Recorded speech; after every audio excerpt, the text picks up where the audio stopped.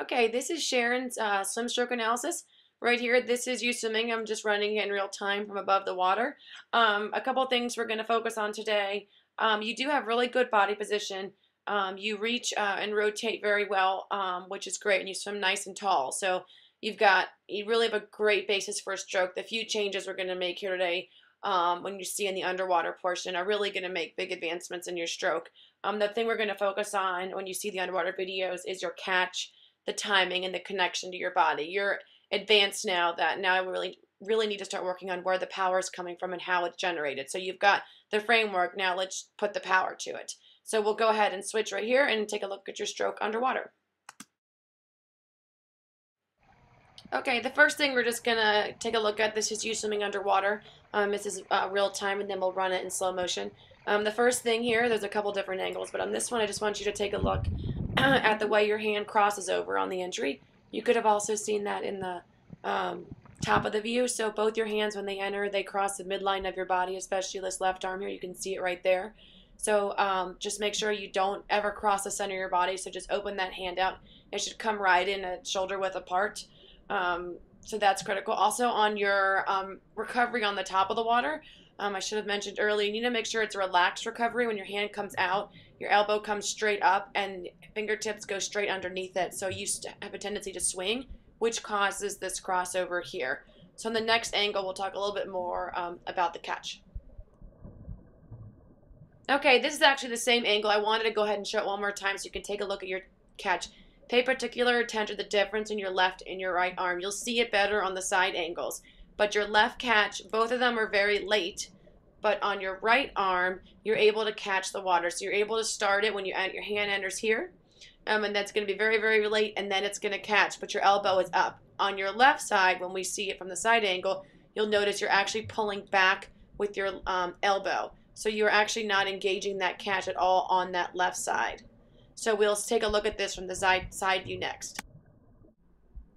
Okay, this is slow motion. This is the side view. I want you to take a look at your catch here so you can see how it's late. But the right arm does a good job of actually coming in and actually holding on to the water. But you can see how late it is. So you're straight, and then it catches. So we want to start that catch right there at the surface. You're nice and long, and you're nice and laid out. So now the next step is, once you start that catch earlier, is to actually engage that opposite hip. So when the hand enters, the right hand enters, the left hand is rotated, it's ready to set up. They should move at the same time. They should connect at the same time. You're a little bit delayed because you have that slip in the water. So the engaging of the arm catch and the hip is called hip-driven freestyle, and that's what's going to make you have some power. Because your other arm, your left arm, slips, it's now throwing off your timing, because your left arm, you're actually pulling back with your elbow. And by timing, we mean we want to have the stroke more forward. So when that hand enters, the other hand that's recovering on the top of the water needs to be coming in just as the other one is pulling. We'll take a look at the other side now. Okay, this is the last angle here. So you're going to see that your hand, you see that right hand coming in, but then it has a decent catch right there. It's just late. So you want to start that catch and really get that elbow high up on the surface. So really think a lot about that. And then really think about when that hand comes in, it's going to engage to that left hip. Really drive that left hip. That's where you're going to get your power. Now let's take a look at this left arm. You can see that you're pulling back with that elbow, and that's key. That's a big change that you can make pretty easily. Just remember, when that elbow turns up, the hand should lead it. Don't pull back with the elbow. Really critical for you. And maybe body position here looks pretty good, but the timing is off. So I want you to think about what's called front quadrant swimming. When that other hand right there enters, the other one should be coming already entering, and you're probably a few seconds too late. That's coming from your recovery on above the water. So really working on a high elbow, nice loose recovery, straight out from the hip and straight in, and not swinging around will help. I'll have a couple of tips right here afterwards.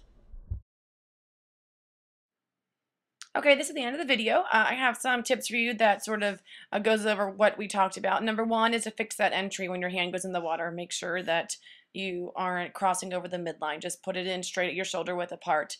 The other thing is, from the top of the water, make sure that you're recovering properly so you are swinging out with each hand. You want to lift up from the hip, relaxed hand, high elbow, and extend right through that shoulder width apart. And the last thing is obviously your catch I talked a lot about, but making sure it starts from the top and then learn to engage, start to rotate, start to connect. I've sent some drills out over the emails called rotation kick and Tarzan drill and some videos. Take a look at those. Those are really critical. That's how you're going to learn to generate power and you're going to get faster. You really need to engage that core and connect with the catch, and the catch has to start at the top of the water. I think you can easily make those changes. You've got a great stroke, great body position, and I think with these changes, you'll be even faster. Great job.